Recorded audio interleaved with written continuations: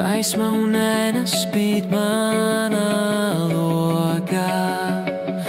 Es rakstu vārdus, kas nerunā balsī, lai saprastu, kur plūst man sirds stāsts.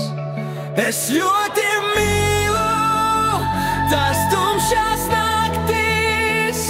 Es vienkārši vēlos pabūt vienatnē, jo tikai vienatnē es saprotu, kas tad darās manā dvēselē.